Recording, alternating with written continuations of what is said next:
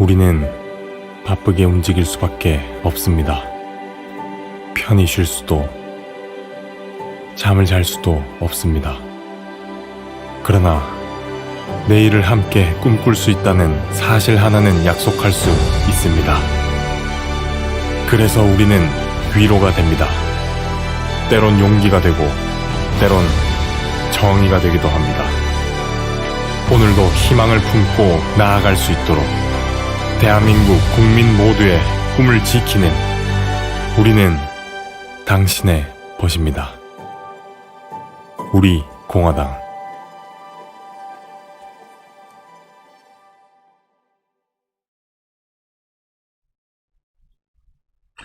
안녕하세요.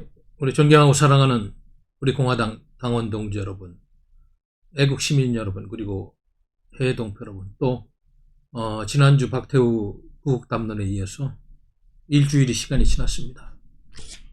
Time passes like an arrow. 정말 화살촉처럼 시간이 빠르게 지나갑니다.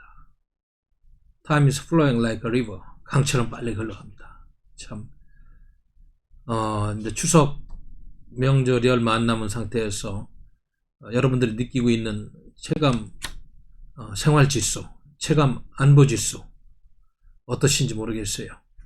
저는 오늘 모처럼 과거에 시민운동을 함께했던 몇 분들과 오찬을 할 자리가 있었어요. 목사님도 계시고, 과거 공직에 계시다 나온 분도 계시고, 사업하는 분들 계시고, 또 전교조하고 싸운 분들도 계시고, 다양한 분들 목소리를 좀 들어봤는데, 정말 저만 그렇게 느끼는 게 아니고, 우리가 제대로 된 나라에 살 수가 있을까?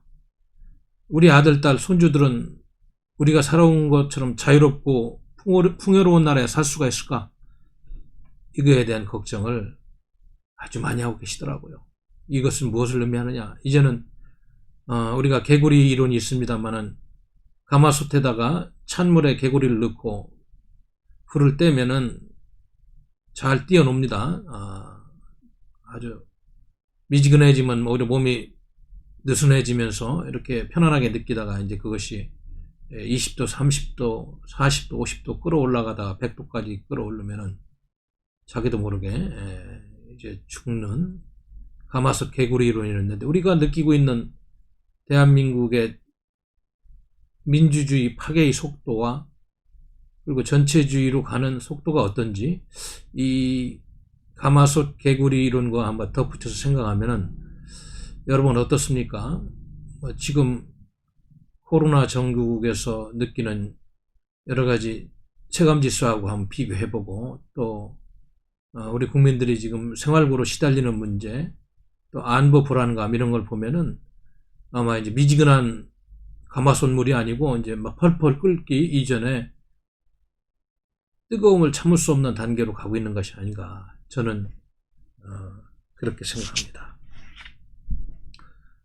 문재인 정부가 추석 연휴 기간에 우리 민족이동을 철저히 통제한다고 그래요. 그러다 보니까 고속도로 휴게소 받니 안 받니 좀 폐쇄를 하고 테이크아웃만 된다고 그런다. 통행료는 그대로 징수한다. 어쩌저쩌 하지만은 유원지의 호텔들, 콘도들 예약률만 말이죠. 어떤 데는 90%가 넘은 데가 있고, 꽉 차가지고 고향에 가지 말라고 그러니까 지금 유원지로 몰리고 있잖아요. 이게 무슨 효과가 있는지 모르겠어. 오히려 가족 단위로 안전하게 마스크 쓰고 고향에 가서 펑 트인 들과 산에서 사람과 접촉하지 않고 조용히 쉬다 오는 것이 그게 방역에 안전한 것이 아닌가, 저는 그런 생각을 하는데, 여러분들은 어떻게 생각하십니까? 이 나라의 대통령이라는 사람은 어제도 보니까 방역에 협조하지 않는 사람은 엄단하겠다는 엄포를 놓고 있는데, 이거는 방역의 도를 넘는 국민에 대한 통제요. 거주 이동의 자유를 통제하는 구습이다. 방역은 방역으로서 방역의 수칙에 맞게 순수한 보건적인 관점에서 행해, 이렇게 정치적인 목적까지 함유된 방역이라는 것을 이제는 우리 국민들이 다 알고 있어요. 과거에 공산주의자들 또 사회주의자들, 유사 전체주의자들이 국민을 통제할 때 여러 가지 수법이 있습니다만은 이 질병과 전염병을 핑계로 해서 이렇게까지 국민의 기본권을 제약할 수 있는 것인지 헌법 소원이라도 한번 내서 법적인 다툼을 할 필요가 있어 보입니다.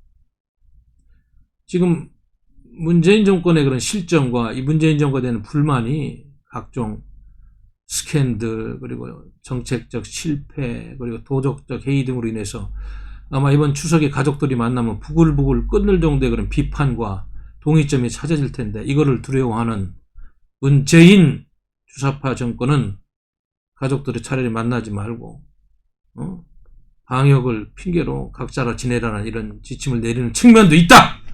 방역의 측면도 있지만은 그런 측면도 있다. 그거를 우리가 분명히 알고 대처를 해야 될 것 같습니다. 어떠세요? 원래 이렇게 가을이 되면 독서의 계절이고 천고마비 계절이라서 마음도 편안하게, 우리 말도 살찌는 이런 계절인데, 요즘 같으면 편안하게 독서할 수 있는 그런 정서도 안 되고, 말들은 편안하게 먹을 걸 주면 이 높아진 가을 하늘을 보면서 살이 찌는 그런 계절일지 모르겠습니다만 우리 대한민국에 생각이 있는 자유시민들은 그러지 못한 것 같아요. 우리가 지난 시간에도 말씀드렸습니다만 통제국가라는 그런 새로운 사회학적, 정치학적 용어에 걸맞게 그런 사회에 살고 있는 것은 아닌지 다시 한번 이 천고마비 계절에 의문점을 던지는 것입니다. 오늘 제가 이 방송 오기 전에 그 여론조사 결과 하나를 봤어요. 여기 보니까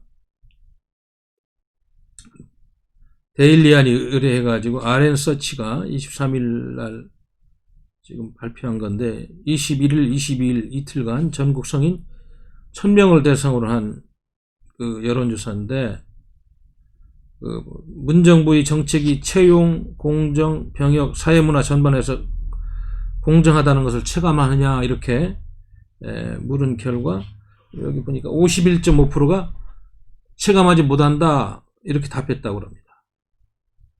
체감한다는 응답은 44.6%, 잘 모르면 4.2%였다.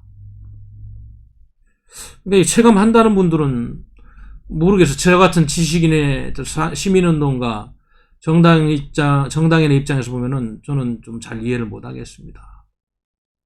지금 이 정권이 하고 있는 논리와 언론들이 보도하는 걸 그대로 믿는다는 것인지 저는 좀 의아스러운 구석이 있어요.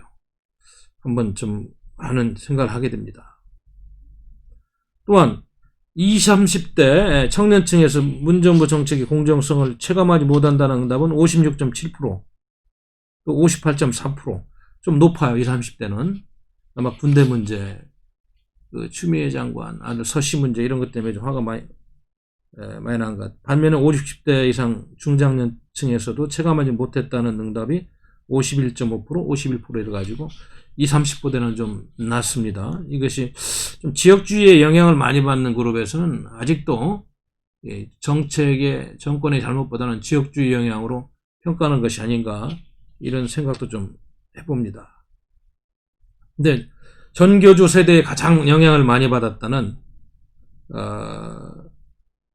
그 40대가 이제 재밌는 결과가 나왔어요. 그 체감하느냐 이러니까 이제 58.4%가 체감한다, 체감하지 못했다 39.5%가 나왔어요. 아무튼 재밌는 결과입니다. 그리고 아무튼 문재인 정권에 대한 국정 수행 지지도는 46.5%, 부정평가는 49.9%, 부정평가가 높습니다만은 아마 국민의힘 당의 야당 의원들은 무슨 이상한 요즘 건설회사 비리 이런 문제 등 영향이 있어가지고 이렇게 폭이 크지는 않지 않느냐, 이런 생각이 들어요. 아무튼 이렇게 이 통계 여론조사를 보면은 민심의 흐름을 우리가 대충 알 수 있는데, 우리가 지금 분노하고 있는 이 정권의 실상에 대해서 아직도 많은 국민들은 지금 이 편향된 언론들이 보도하는 것을 그대로 믿는 국민들이 많이 있는 것이 아닌가, 저는 개인적으로 이런 분석을 한번 해보겠습니다.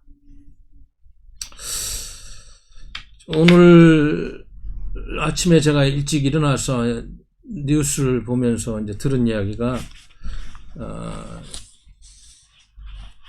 문재인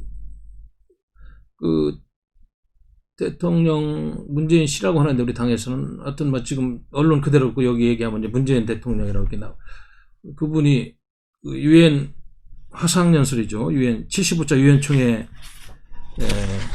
연설에서, 화상을 통한 연설에서 또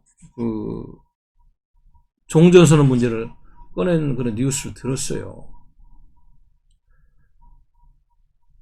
참 우리가 상식을 가진 보통 시민의 입장에서 보면은 또 이해가 안 되는 일들을 지속적으로 하고 있는 겁니다. 그러니까 국민의 뜻과 대한민국의 안보 이익과는 좀 동떨어진 이상적인 평화 담론을 또 이야기하는 겁니다. 미국에서는 이미 이건 허상이다. 핵은 그대로 개발되고 늘어나고 있고, 인권을 전혀 개선시키지 못하고 있는 북한 정권에 대해 종전선언을 해달라고 하는, 종국에는 뭐예요, 종전선언은? 한반도에 정정이 없다고 종이쪽지에 서명하게 되면 명분이 생기잖아요. 주한미군 철수하고. 뭐 종전이 선언된 유엔사가 여기에 필요한가? 지금 세계 자유민주주의 국가연합이 추진하고 있는 인도태평양 전략에도 맞지가 않고, 또 북한이 핵이 비핵화가 전혀 될 것 같지도 않고 안 될 거라는 이런 분위기가 팽배하는데, 핵을 완전히 없앤다면 종전선언을 한다는 조건부도 아니고 그냥 비핵화 이전이라도 종전선언을 하자는 이 이야기는, 이거는 정말 너무나도 번지수가 틀린 이야기입니다. 왜 이 주사파 정권은 계속 이렇게 할까요?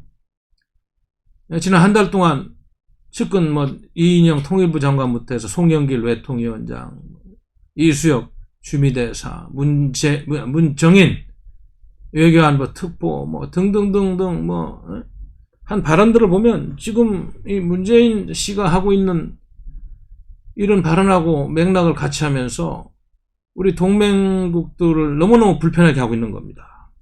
지금 왜 뜬구름없는 종전선언 이야기를 왜 이렇게 그 중요한 유엔 연설에서 이렇게 꺼내는 거예요. 정상적인 그런 사고를 하는, 그리고 대한민국의 건국 역사를 인정하는 그런 집권 세력이라면 비핵화 없어도 종전선언이라는 말은 상상도 못할 거예요. 상상도 못할 겁니다. 지금 엄청난 우방들의 역풍이 있을 것을 알면서도 이렇게까지 이야기하는 문재인 정권의 속내를 우리 국민들은 이제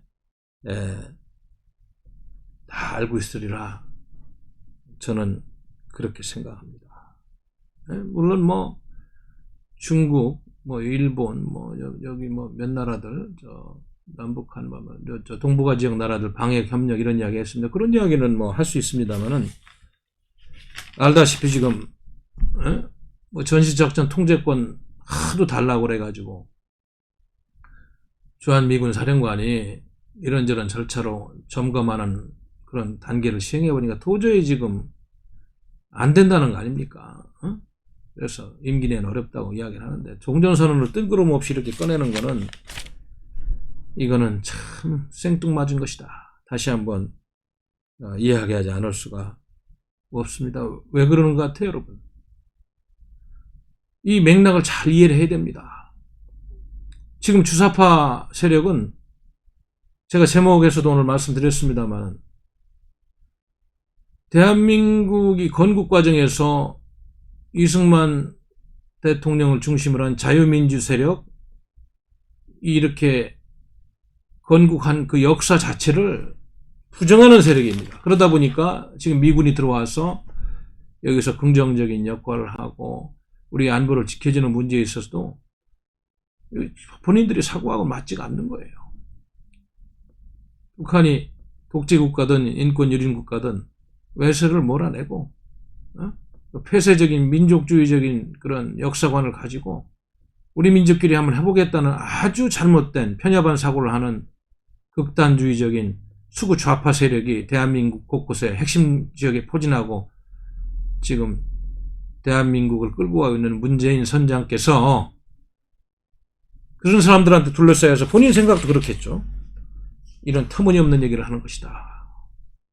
다시 한번 말씀을 드리지 않을 수가 없습니다. 너무나 현실성이 없는 허상이 아닌가. 참, 종전선언이라는 게 그렇게 쉽게 되는 겁니까? 여기 보니까 이제 이 이야기가 나오니까 그 재미학자죠. 이성윤 터프대 그 플랫스쿨 교수가 뭐라고 그랬어? 진정한 평화는 긴장이 사라지는 것을 넘어 정의가 올 때 달성되는 것이라는 마틴 루터 킹 목사의 발언을 인용하면서 이러한 엉뚱한 발언을 비판한 거 아니에요. 이성윤 교수가 뭐라고 했어? 북한은 부정의 그 자체다. injustice. 부정의. 정의롭지 않은 그 자체다.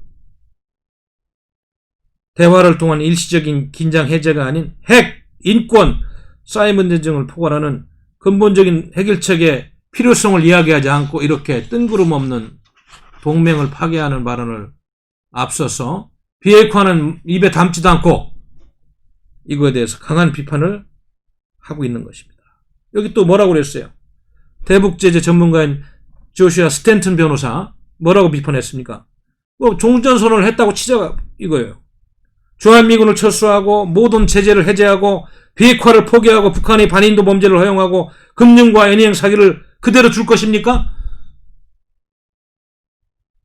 지금 이란이 이런저런 제재를 위반해서 세컨들리 보이콧을 미국이 발동하려고 하는 시점에 이런 발언은 대한민국도 세컨들리 보이콧을 맞아서 경제 침체를 가속화하는 그런 아주 악수를 두는 그런 발언으로 연결될 것이다. 저는 그렇게 생각합니다. 이거는 현실적으로도 절대 이루어질 수도 없고 그리고 이 난맥처럼 얽히고 있는 한반도 주변의 문제를 푸는 천연 열쇠가 아니에요. 그냥 순진한 초등학생이 전쟁놀이 하는 것 같이 이렇게 말장난에 불과한 것을 여러분들이 알아야 될 겁니다. 자, 이래서 이런 정치 이벤트적인 발언 이제 제발 좀 우리 국민을 좀 무섭게 하세요. 좀 문재인 정부 위정자들은 우리 국민들을 좀 제발 좀 두려워하고 무서워하시기 바랍니다. 무서워. 왜 이렇게 아니라고 국제사회에서 이야기하고 그래도 누구나 믿을 수 있는 그런 배경과 판단력을 갖고 있는 인사들이 이야기해도 왜 그렇게 그냥 고집스러운 이야기를 하는 거예요. 이 정권에서. 오늘 또 보니까 여기 한 메이저 신문 오피니언 난에도 뭐 비슷한 거 아니야. 나라가 거꾸로 가고 있다. 출산율, 자살률, 비정규직, 산재 사망률 모든 중요한 인간 지표들이 완전히 지금 거꾸로 가고 사람이 먼저인 나라는 사람이 꼴찌인 나라다. 공정과 정의를 향해서 다시 출발해야 되는 나라다. 이런 칼럼도 실리고 말이에요. 연일 이런 신문에 양심과 정의의 목소리가 나오는데 어디에다 지금 길을 대고 국정을 운영하는 것입니까 지금? 여러분도 알다시피 코로나 바이러스의 위험성 그리고 조심해야 되는 건 누구나 인정합니다. 국민들도 그렇기 때문에 마스크 철저히 끼고 방역 잘하고 지침에 따르고 있지만은 코로나로 인해서 사망하는 사람이 하루에 몇 명 안 되잖아요. 그러나 이제 국민 여러분들도 알아야 되는 게 지금 대한민국이 OECD 국가에서 민생 문제로 자살하는 율이 최고입니다. 제가 듣기로는 하루에 지금 민생 파탄 바이러스, 코로나 바이러스가 아니고 민생 파탄 바이러스로 매일 한 38명에서 40명이 자살하는 걸로 알고 있어요. 38명이 평균치라고 알고 있는 38명에서 40명 정도? 그렇게 제가 알고 있는데 코로나는 하루에 평균 사망자 수가 한두 명 되는지 저는 잘 모르겠습니다. 그건 좀 알아봐야 되겠습니다만은. 소득주도 성장론부터 지금 기업규제 3법 이번에 또 통과한다고 하는데 반시장적인 경제정책으로 퍼주기 경제로 근로의욕을 상실하게 하고 기업 윤리를 망가뜨리는 정책으로 중산층이 붕괴되면서 파탄난 서민들의 곡소리가 코로나 소리보다 더 크게 들리는 건 왜 못 듣느냐 이거예요. 왜? 들어야 될 거 아니에요.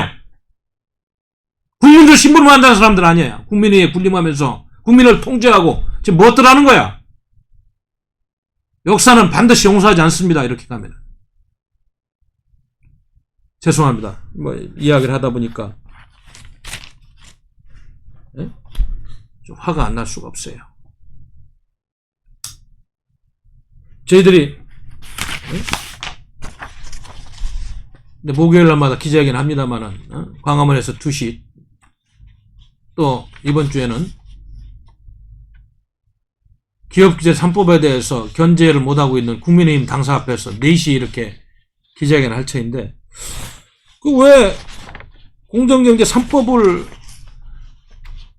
긴 시간을 가지고 토론을 통해서 걸러낼 걸 걸러내고 고칠 건 고치고 해가지고 통과해도 늦지 않은데 저렇게 무리하게 막 밀어붙이는 것에 대해서 국민의힘의 김종인 씨는 경제민주화 개념을 실천한다고 이렇게 합니다만은 기업인들이 죽겠다는 거 아니에요. 대한민국 경제를 이끌고 있는 부를 창출하는 주역들이 죽겠다고 그러는데 왜 그렇게 이렇게 나서서 그러는 거예요. 조금 시간을 가지고 공청회도 하고 토론을 통해서 뭐 고치면 어디가 덧납니까 지금?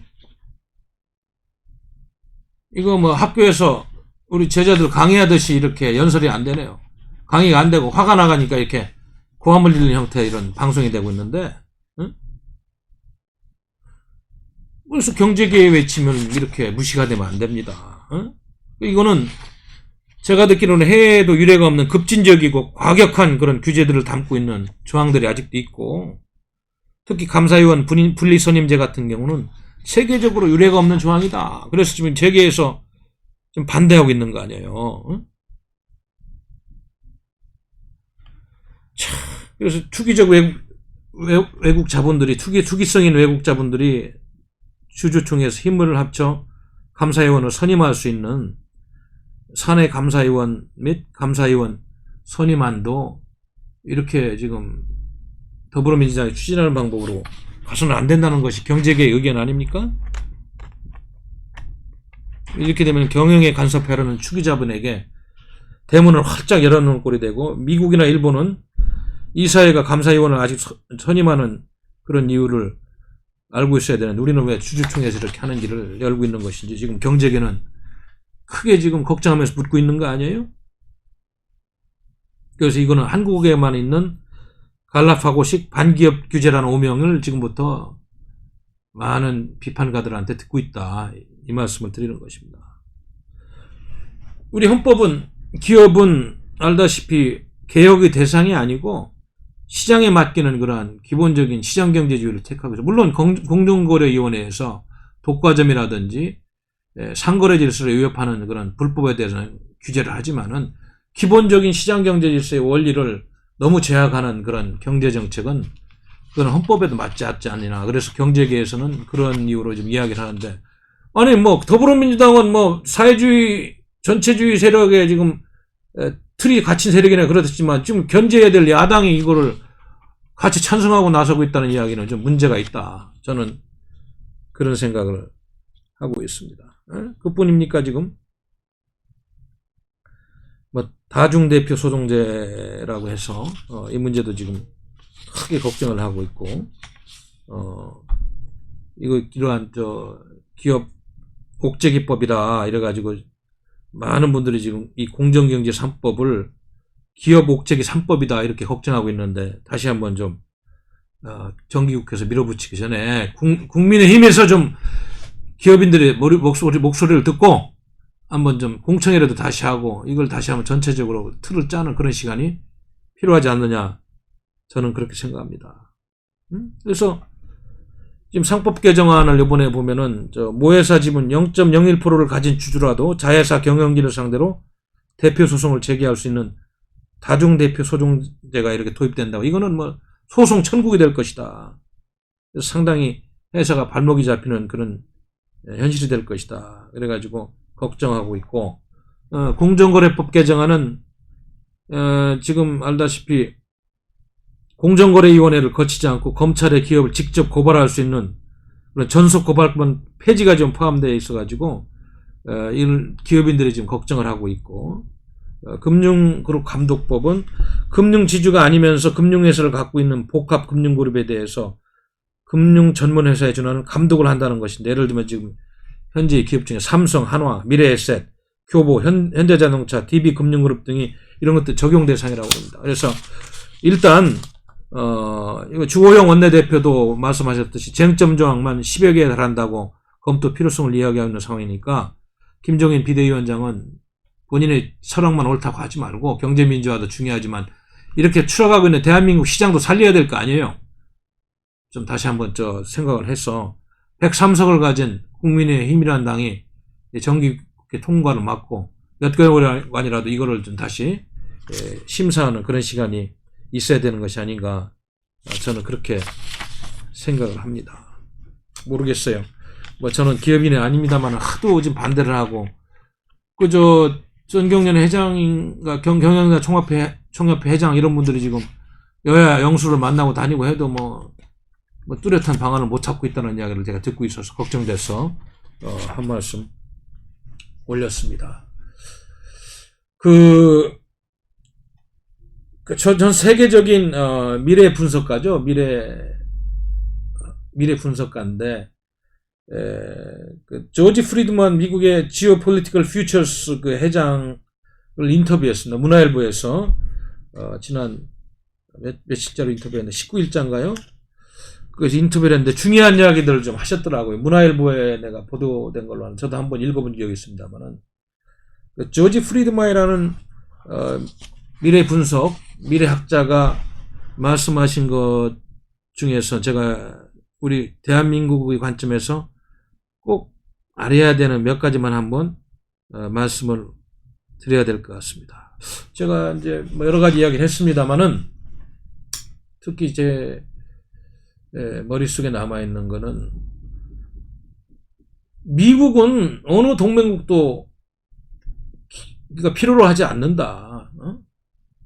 물론 이제 미국이 세계 경찰국가 노릇을 하면서 미국의 패권 국가적인 헤제모니적인 지위를 지키려고 하다 보니까 허브 앤 스포크 시스템이 해가지고 한미 동맹도 필요하고 미일 동맹도 필요하고 뭐 나토도 필요하고 이런 전 세계적인 갈고리 같은 이러한 군사 협력 패권 유지 체제를 갖고 있기는 합니다만은, 미국이라는 나라를 보면은 트럼프 행정부에서 아메리카 퍼스트 팔리시가 바로 이제 그러한 점을 많이 담고 있는 것인데, 미국이라는 나라만 보면은 미국이 지금 뭐 셰일가스부터 해가지고 지금까지 일궈는 재산이라든지 자산 앞으로 먹고 살 거 갖고 있는 뭐 여러 가지 지적재산권 등등등등 뭐 이러면, 미국이 왜 동맹국을 원래는 필요로 하지 않는다. 미국은 자국민을 지킬 수 있고 잘 살게 할 수 있고 끌고 갈 수 있지만 경찰국가 노릇을 하는 그런 왕도적인 그런 패권국가다 보니까 이런저런 걸 하고 있는데, 왜 우리 대한민국의 문재인 정부에서는 지금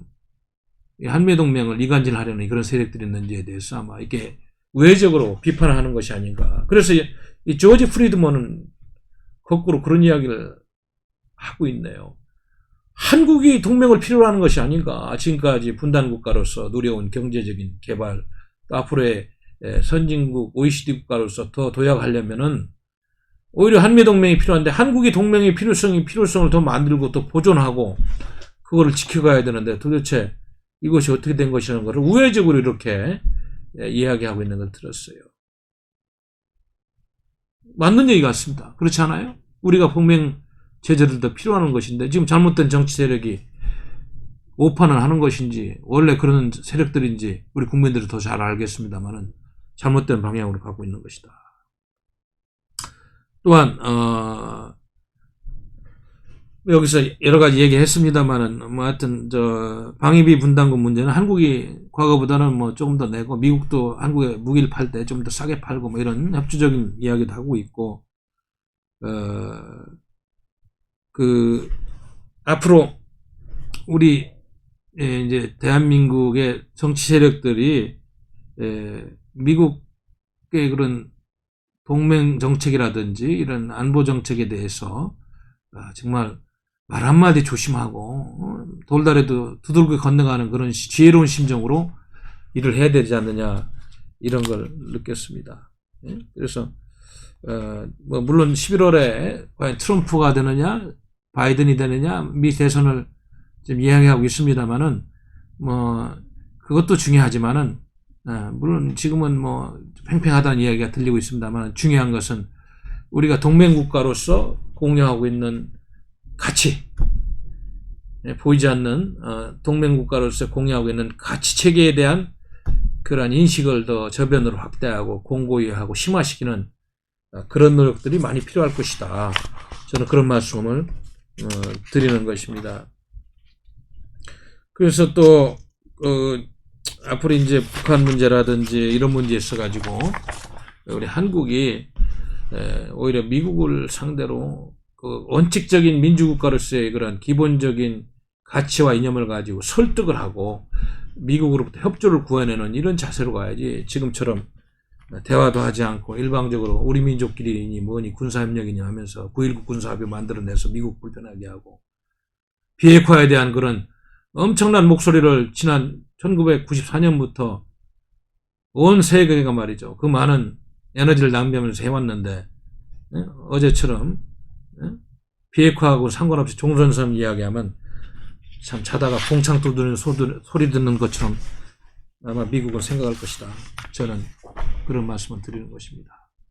그래서 제가 오늘 이 방송 제목을 지금 보니까 제가 가끔 방송을 통해서 이거저거 건드리면서 한 얘기입니다만은 지금 이승만 건국체제, 박정희 부국강병사의 산업화 이 부분에 있어가지고 이분들이 지금 태어나지 말아야 했어야 될 대한민국 같은 느낌으로 역사 교과서도 지금 중고등학교 많이 왜곡되어 있고 또 이러한 역사적 인식을 달리하는 세력들이 대한민국 통치체제의 핵심에 있다 보니까 지금 어때요, 여러분들? 아까도 제가 점심 먹으면서 우리 시민운동가들하고 몇 말씀 나눴습니다만 이런 세상에 살으니까 어떻습니까, 여러분? 이게 자유민주 체제가 신장되고 편안한 세상입니까? 잘 생각해 보시기 바랍니다. 참 지금 현안들이 너무 많고 우리 주변에 일들이 지금 다반사로 동시 다발적으로 이렇게 진행되는 이 현실을 보면서 정신 차려야 될 때다. 이런 말씀을 드리는 겁니다. 지금 한반도뿐만 아니고 대만 해협에서도 알다시피 지난 17일부터 사흘간 클라크 미 국무차관이 대만을 방문해서 이런저런 이야기를 하고 그 활동을 할 때 18일 오전에 중국군 동부전구 그 부대라고 그러죠. 거기는 대만 해협 부근에서 실전화 훈련을 한다고 경고하고 실질적으로 중국은 전투기 18대를 대만 해협에 동시다발 출격시키고 또 대만도 미사일 정착한 F-16기를 수시로 출격시키는 이런 아주 긴장감 있는 그런 일도 있었고요. 그래서 지금 중국은 지난달에도 에이자미 보건복지부 장관이 대만 방문 시에도 전투기 2대를 띄워가지고 미국에 대한 반감을 나타내더니 이번에도 또 이런 일이 있었어요. 그래서 뭐 지금 알다시피 지금 미국은 계속적으로 중국 공산당을 봉쇄하는 전략으로 데이비드 스티블 미 국무부 동아태 담당 차관보가 이런 발언도 했잖아요. 중국의 최근 행동을 보면 국제사회에 책임 있는 일원이 아닌 무법 불량배와 같다. 이 정도의 발언을 하면서 지금 중국 공산당을 견제하고 있는데 참 문재인 정권은 지난번에 양재츠 부산에 불러가지고 무슨 소리 했어요? 산불정책 폐기한다고 하기는커녕 신중으로 가겠다는 겁니까 지금? 마크 에스퍼 국방장관이 랜드 코퍼레이션 연설에서 랜드 연구소에 뭐라고 그랬어요? 중국의 해군력 증강에 맞서서 현재 293척의 미군 군함을 355척 이상으로 늘리는 미래 전진 계획이라는 것을 발표하고 있어요. Future Forward Plan. 그래서 인도 태평양 지역은 중국과 힘의 경쟁의 중심이다. 에피센터다. Epicenter of competition with China. 중국도 이거에 대응해가지고 해군 현대화 계획을 만들고, 지금 제가 알기로는 항공모함이 2대인데 최첨단 시설 같은 항공모함을 엄청난 돈을 들여서 지금 3번째 항공모함을 만들고요. 지금 한치 앞을 볼 수가 없는 이런 갈등 구조가 대만해요, 한반도, 또 이란을 중심으로 한 중동 등에서 이어지고 있는데, 지금 한반도에서 주사파 정권이 하고 있는 이런 초등학생 같은 평화선언, 평화논리는 무슨 종전선언이네 지금. 세력균형과 힘의 논리로 유지되고 있는 평화를 초등학생도 할 텐데 무슨 종전선언이냐고. 아무런 여건도 안 돼 있고, 대한민국 5,200만 생명권 북한에 갖다 줄 겁니까? 그런 평화 논리는 안 됩니다. 근거도 없고 실질적으로 추진이 안 되는, 대한민국만으로 이루어진 휴전체제예요? 미국이 개입해서 적화를 막았는데 그 현실을 부정할 수 있어요? 자꾸 말장난하면 안 됩니다. 제가 다시 한번 말씀을 드리고, 이 문제가 또 하나 있었고, 또 한 가지는 결국은 이제 집권 여당이 밀어붙여가지고, 야당도 뭐 이건 민심이 워낙 어려운 민색 파탄 바이러스로 하루에 뭐 38명씩 자살하는 대한민국이니까 국민의 힘이라고 서민들 도와준다니까 뭐 꼭 필요하다고 해서 협의해 줬는데, 결국은 이번에 추경 예산을 결국은 추석 민심을 또 이렇게 잘 관리하려는 측면이 있는 예산입니다만은 4조 6천억 원을 집행하는 걸로 이렇게 합의가 된 것 같습니다. 추석 전에 집행하게 돼 있고, 이걸 보니 대충 제가 살펴보니까 이게 890만 명이 대상이라고 해요. 현금을 주는 겁니다. 그래서 여기 대충 안을 보니까 이 890만 명이 대상인데, 새희망 자금이라고 자영업자 291만 명 대상으로 해서 준 돈은 약 100만에서 200만 원씩 나눠주는데, 추석 전 28일 날 집행하는데 약 3조 2,460억 원. 또 고용안전지원금이라고, 이건 특수근로 종사자, 프리랜서 중 50만 명이 해당되는데, 이건 24일에서 29일 사이에 집행한다고 합니다. 약 1,025억 원이고, 그 다음에 청년 특별구직지원금이라고 해서 미취업 청년 20만에서 50만 원 정도 지원하는데 약 1,025억 원 정도가 된다. 이것도 29일 날 집행한다고 되어 있어요. 아동 특별 돌봄 지원금은 초등학생이야 약 532만 명인데 약 20만 원씩 준다고 그래요. 그래서 1조 635억 원. 그래서 이것도 29일까지 집행한다 이렇게 돼 있어요. 뭐 너무 어려운 분들이 많으니까 명절에 그래도 조금이라도 이한이 되라고 이렇게 예산을 집행하는 건 좋은데, 제가 더 걱정합니다만은 이것을 밥 먹듯이 그냥 또 이제 4차입니다만은 또 5차, 6차, 7차 나라의 국관이 거들나서 미래에 우리 후손들이 감당할 정도로 이렇게 집행해서는 안 되고, 정말 엄격히 따져서 야당이 허리띠를 졸라매는 그런 추경 예산 편성으로 가야 되지 않느냐, 이런 말씀 드리려고 한 말씀 드렸습니다. 그리고 그 권력기관 개혁 전략 회의를 했죠. 어제 했나요? 엊그제 했나요? 그런데 거기서 이제 이 정권이 결국은 지금 갖고 있는 권력의 통제력도 엄청난데, 그 자신들의 정치적인 계파를 공고히 하는 이런 권력 개편안이 되면 안 되는데, 뭐 말은 뭐 검경 개혁안, 뭐 국정원 개혁안 하면서 했습니다만은 우려되는 대목 한두 가지가 아니지 않습니까? 예?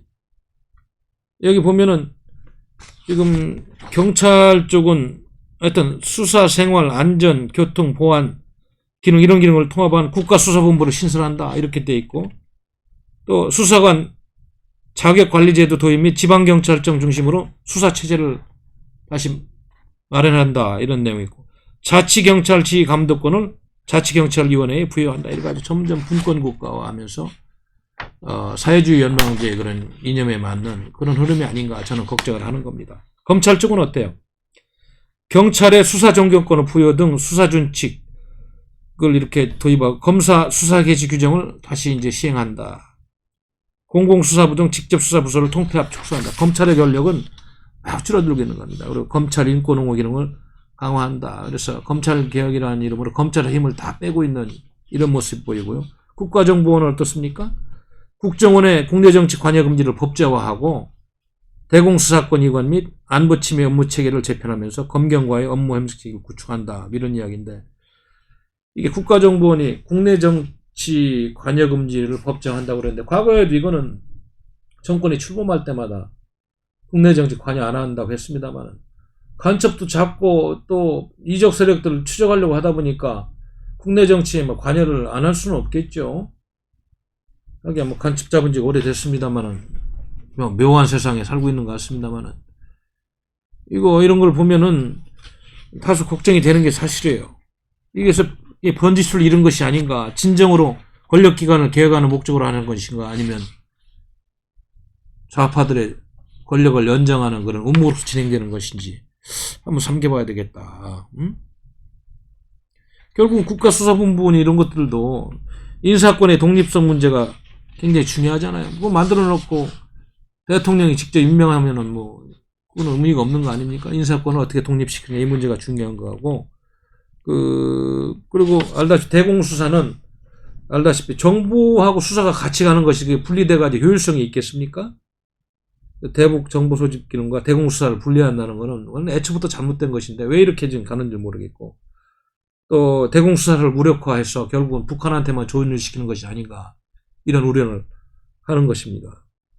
검찰이 독립과 정치적 중립에 초점이 흐려지고 결국 통제가 쉬운 경찰청을 통해 가지고 이러한 권력 집단을 홍위병으로 만드는 잘못된 개혁이 아닌가, 이런 우려를 하지 않을 수가 없다. 그래서 권력기관의 신용화는 안 된다는 이런 시민사회라 양심있는 세력들의 목소리를 다시 한번 잘 한번 들어봐라, 이런 말씀을 드리는 겁니다. 그래서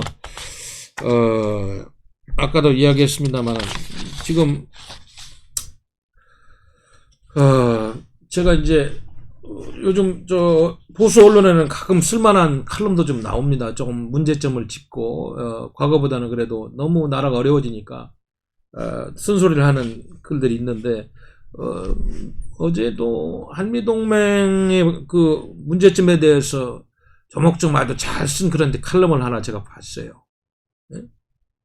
그래서 뭐 여기 이제 대충 제가 이 말씀을 좀 드리고 싶었는데, 여기 보면은 지금 한미 동맹의 현주소는 신뢰 상실로 민감한 정부의 공여도 굉장히 어려운 상태가 아닌가, 이 정도까지 좀 분석을 하고 있더라고요. 저도 공감을 합니다. 그래서 전략적인 소통과 공조도 지금 신뢰성 상실로 어려운 지경이 아닌가, 뭐 이런 걱정을 하고 있고, 물론 뭐 트럼프 대통령의 아메리카 퍼스트 팔러시라든지 자국 중심주의 때문에 상업적인 그런 동맹망도 한미 동맹을 균열하는 데 일조를 하고 있죠. 그래서 이제 방위비 분담금 문제에 있어서 지나치게 미국의 입장을 너무 과도하게 이야기하는 측면이 있습니다만은, 이게 중국 공산당하고 삼불 정책 맺고 이럴 때 미국과 상의도 없이 이렇게 한 정부는 없었어요. 이 주사파 정권이 그렇게 했습니다. 예? 그리고 알다시피 지난번에 9.19 군사합의 우리가 비판하는 기자회견도 했습니다만, 이런 거 할 때 한미연합 사령부 사전에 상의하고 뭐 조율 과정도 없이 이렇게 막 하다 보니까 이제는 신뢰성이 깨질 대로 깨진 한미동맹 관계가 아닌가. 그러다 보니까 전시작전 통제권을 이제는 안 주겠다는 메시지가 공식적으로 주한미군 사령관을 통해서 나오는 이런 시점이 된 겁니다. 제가 듣기로는 2018년 판문점 선언하고 남북 군사보수 체결 당시도 미국과 협의 채널을 통해 가지고 그 문제를 조율하고 한 것이 아니라고 그래요. 그러다 보니까 여기 주한미군을 보호해야 되고 동북아 전략에 한미동맹, 한일동맹에 큰 정찰 감시 기능을 해야 되는 미국 입장에서는 갑자기 휴전선 인근에 그 비행기를 띄우지 않는다는 남북 간의 그런 군사합의에 대해서 불만을 표시하지 않을 수 없는 이런 시점까지 와 있다. 그래서 지금 한미연합훈련까지 문제 삼게 되고, 물론 트럼프 대통령이 실무자들하고 협의도 없이 지난번 미북 정상회담 때 그렇게 한 측면에 있습니다만은, 점점 미군의 역할을 축소시키는 이런 방향으로 남북 간에 무슨 자주국방이니 뭐니 하면서 잘못된 길로 가고 있는 이 현주소를 보고 있는 것입니다. 이렇게 되면 동맹의 성격과 목표가 좀 더 희석되고, 왜 한미동맹이 북한을 관리하고 남침을 억제하는 기능으로서의 역할을 충실해야 되는데 그 본래의 목적은 희석되고 이제는 미국도 지난번에 육군 참모총장이 이야기했듯이 북한을 방어하는 그런 주한미군 개념에서 중국 공산당을 견제하는 개념적으로 바꾸려고 하는 이런 의도도 보이고 아주 지금 전환기적인 시점에 있다. 여러분들 이런 것을 알아야 됩니다. 무슨 뭐 또 알다시피 말도 안 되는 뭐 평화동맹? 냉전시대의 유물? 이런 소리를 하고 있으니까 이렇게 되면은 지금까지 미국이 엄청난 돈을 써가지고 한미동맹을 통해서 얻는 전략적 이익이 감소된다는 판단을 한반도 전문가들과 미국의 정책 부서의 담당자들이 할 수밖에 없고 그것이 지금 현실로 다가오고 있는 것이 아닌가. 여기에다가 중국하고의 큰 전쟁을 선언한 이런 마당에 한국의 동맹국가의 동참을 지금 요청하고 있는데 미적미적대고 딴소리는 하고 말이죠. 균형자 외교니 뭐냐면서 허튼 소리는 하고 있으니까 신뢰성은 다 깨진 것이 아닌가. 그러니까 한국을 빼고 일본, 인도, 호주, 베트남, 필리핀, 대만 뭐 이런 나라들하고 축을 강화하면서 한국에서는 미국의 전력을 빼는 것이 아닌가 이런 우려까지 하고 있는 것이다. 그래서 주사파 핵심 인사들이 생각하고 있는 잘못된 반미 감정이라든지 미국이 대북 적대시 정책이 한반도 평화를 해친다고 북한이 대남 선전선동 차원에서 하고 무슨 뭐 이상한 사이트를 통해서 한 이야기를 그들이 하고 있다면 이거야말로 대한민국 체제 전체를 부정하는 인식의 오류고 우리 국민들이 그러한 체제에서 살면서 지금과 같은 불편한 삶은 계속될 것이다. 이런 이야기를 하지 않을 수가 없습니다. 그래서 지금이라도 문재인 주사파 정권은 친중 사대주의를 현실적으로 버려야 되고 물론 경제 문제는 뭐 상호 보완적이기 때문에 버릴 부분과 협력해야 될 부분이 있습니다만 또 아베 총리에 의해서 스가 총리가 지금 일본은 연일 문재인 정부를 견제하는 노선을 하고 있는데 관제 반일 민족주의를 과감히 버리고 한미일 체제를 다시 복구하는 그런 노력이 없이는 우리 큰일 났다 정말로. 뭐 제가 큰일 났다고 하는 거는 여러분 그냥 하는 소리가 아닙니다. 지금 방송하면서 제가 한두 가지 분석을 해드린 게 아니잖아요. 많은 분석을 해드렸어요. 제가 그거를 지금 종합적으로 말씀을 드리는 겁니다. 정말로 이게 어디까지 우리가 이제 뭐 이 문제를 더 자꾸 분석을 하고 판이 끝난 다음에 이 얘기를 할 수는 없는 거 아니에요. 걱정을 하고 있는 것인데 아무튼 뭐 계속 지금 미국의 한반도 문제 전문가들이 좋은 이야기들 권고안을 내고 있어요. 어제 9월 21일자로 미국의 그 브루스 크린이라는 그 동북아 문제 담당 선임 연구원 헤리티지라는 연구원을 할 그분이 또 좋은 글을 발표를 했어요. 그래서 여기 제목을 보니까 North Korea, not another summit until progress at working level talks. 그래서 북한이라는 큰 제목을 달고 그 실무회담에서 진전이 있을 때까지 또 다른 미북 정상회담은 안 된다. 그래가지고 이런 글을 써서 지금 몇 가지 의미 있는 제안을 하고 있고 그렇습니다. 네? 여기 지금 중요한 얘기만 말씀드리면은 제가 여러분들 지금 이거를 당원 소양교육처럼 이렇게 우리가 꼭 알아야 되는 상황이기 때문에 짧은 시간에 여러 가지 얘기하는 거를 양해를 해두시고 잘 경청하시기 바랍니다. 그래서 앞으로 미국이 북한과 협상할 때 실질적으로 이제 미국의 그 군사력을 감소시킬 수 있는 그런 어떤 외교적인 합의도 북한과 해서는 안 된다. 그만큼 지금 한반도가 중요한 이치라는 걸 이야기하면서 비핵화의 진전이 없이는 그 어떠한 당근도 줘서는 안 된다는 이런 이야기를 지금 하고 있는 것 같아요. 그래서 다시 한번 미국 행정부는 실무 차원에서 큰 진전이 없이 다른 정상회담에 그러니까 지금 계속 정상회담 하다는 거 아닙니까? 뭐 북한에서도 지금 카드를 계속 쓰고 있고 트럼프 대통령도 대선 전에 유혹이 있을 수가 있어요. 그래서 정상회담에 동의해서도 안 되며 부분적인 비핵화나 그러니까 비핵화가 되지 않은 평화에 동의해서는 안 된다. 그래서 앞으로 북한의 도발에 대응하기 위해서 동맹국과 협력하고 또 가능한 경우는 군사훈련까지 재개를 하고 그리고 그 군사비 이런 지원을 전향적으로 해결해야 된다. 이래가지고 지금 여러 가지 위험성을 경고하고 있는데 여기 이 칼럼의 말미에 보면 와싱턴에서 그래서 이렇게 해야 된다. 그래가지고 몇 가지 포인트를 줬는데 요거를 소개하면서 오늘 방송을 마칠까 합니다. 그래서 앞으로 실무자 차원에서 명확한 검증과 실질적인 진전이 있는 합의가 없이 그런 정상회담을 해서는 안 된다. 설사 필요하다 해서는 안 된다. 이런 이야기를 했고 지금은 그런 실무급 회담이 이루어지지 않고 있지만 앞으로 실무급 외교회를 계속적으로 이렇게 할 수 있는 노력을 해야 된다. 뭐 문재인 정부에서 뭐 종전선언 이야기 이런 뭐 터무니없는 이야기를 합니다만 비핵화를 위한 포괄적인 로드맵을 추진해야 된다. 비핵화가 없이는 어떠한 것도 양보해서는 안 된다는 그런 이야기였고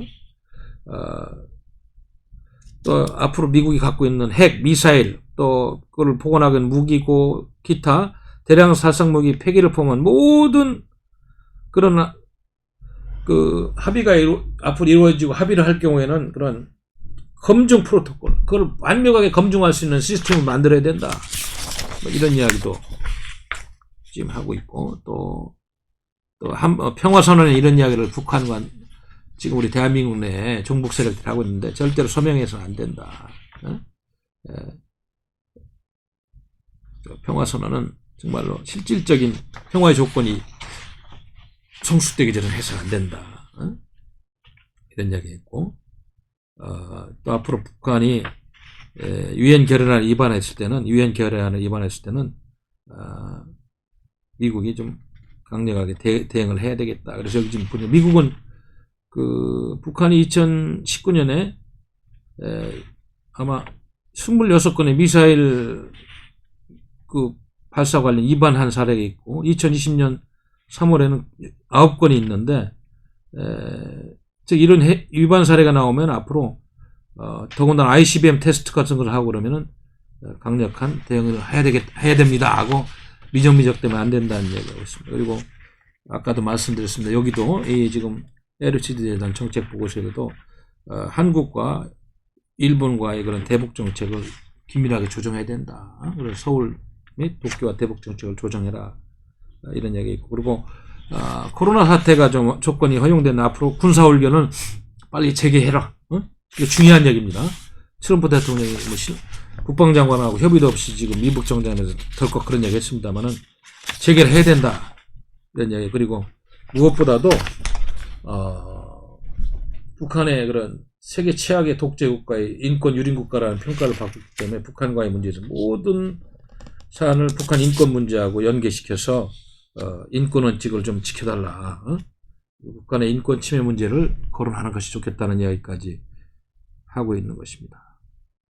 그래서 올해 대선 전에 뭐 북한이 이런저런 뭐 ICBM 본보기도 할 수 있고 무슨 SLBM도 쏠 수 있고 뭐 이런 긴장 국면이 있을 수 있습니다만은 아무튼 함부로 이렇게 북한에 끌려다니고 실질적인 비핵화와 평화가 이루어지는 조건이 안 되는 그런 걸 받아가지고 합의를 해서는 안 되겠다. 그래서 앞으로 우방국가 조율을 통해 가지고 북한이 허튼 짓을 못하게 더군다나 또 문재인 정권처럼 동맹국들과의 그런 과거의 약속이나 관례를 깨는 이상한 이야기를 하는 그런 거를 방지하는 중요한 그런 정책 페이퍼가 헤리티지 재단의 브루스 클리어 연구원을 통해서 또 21일 날 발표한 겁니다. 미국은 이런 발표 자료가 나오면은 그냥 나오는 게 아니지 않습니까? 이거 연구원이 썼습니다만 연구원 개인의 역량과 지식수 있습니다. 이거는 어떻게 보면 헤리티지 재단 정도 되면 미국 공화당 보수적인 생각을 가진 정부라든지 정책 정보기관들과의 그런 조율을 통해서 대한민국 정부나 아시아의 그런 전략가들과 함께 이런 정보를 공유하면서 여론을 만들어가라는 그런 차원에서 이런 글들이 나오는 거기 때문에 이런 흐름에 대해서 이 주사파 정보가 자꾸 무시하고 이상한 사람들 등용해가지고 헛소리하면 이제 정말 돌이킬 수 없습니다. 더 그러기 전에 정신을 차리고 제발 우리 국민의 안전과 대한민국의 민주주의가 더 이상 파괴되지 않고 우리 후손들이 좋은 나라에서 살 수 있는 그런 세상을 위해서 정치를 좀 해줄 걸 부탁드리는 겁니다. 뭐 제가 잘나서 이런 이야기 하는 거 아니지 않습니까? 그 상식을 가진 대한민국의 지식인이고 지금은 정당인입니다. 정치도 하려고 했습니다만 오늘도 제가 뭐 유튜브를 우연히 보다 보니까 지난주에도 제가 그 말씀 잠깐 드린 것 같은데 그 연세대 김동길 명예교수가 연일 이제 문재인 씨는 하야해야 됩니다. 내려오라고 하는 유튜브를 하고 있어요. 그분이 뭐가 답답해서 자꾸 그런 방송을 내보내겠어요. 하야해야 된다 이런 이야기를 합니다. 지금 김동길 명예교수. 이제는 도저히 참을 수 없는 지경까지 왔다는 그런 메시지 같아요. 그런데 왜 우리 국민들은 그런 메시지를 물론 이제 통제되고 이러다 보니까 소수의 사람들만 듣고 공유하는 메시지가 될 수 있는데 이 언론이 큰 죄를 짓고 있는 현장에서 우리가 이런 메시지가 잘 전달이 안 돼. 왜 그런 노학자가 양심과 정의로서 살고 나라 걱정을 해온 아무런 사심이 없는 분이 그런 이야기를 해야 됩니까? 그만큼 대한민국은 위기요. 큰 지금 어려움 속에 있다는 것을 반증하는 것입니다. 우리 사랑하고 존경하는 당원 동지 여러분 그리고 해외 동포 여러분 대한민국 국민 여러분 이제는 애국이라는 말을 거창하게 하지 마십시오. 우리 가족을 지키고 나의 행복 주권을 지키는 그러한 투쟁의 자리에 서서 이 나라를 지키겠다는 마음으로 가야 됩니다. 여러분 고맙습니다. 이상 방송 마치겠습니다. 우리는 바쁘게 움직일 수밖에 없습니다. 편히 쉴 수도, 잠을 잘 수도 없습니다. 그러나 내일을 함께 꿈꿀 수 있다는 사실 하나는 약속할 수 있습니다. 그래서 우리는 위로가 됩니다. 때론 용기가 되고, 때론 정의가 되기도 합니다. 오늘도 희망을 품고 나아갈 수 있도록 대한민국 국민 모두의 꿈을 지키는 우리는 당신의 벗입니다. 우리 공화당